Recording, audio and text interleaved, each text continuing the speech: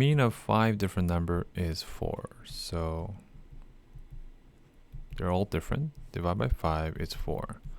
When the greatest number is removed, so let's assume that they're in order. Okay, like this. So this is the largest, this is the smallest. If this one is removed, the mean of remaining, so A, B, C, D, is 2. What number was removed? Okay. So this here can be rewritten as A plus B plus C plus D. Okay. Over 5 plus E over 5 is equal to 4. Alright, now from here, A plus B plus C plus D is 8 if you multiply both sides by 4.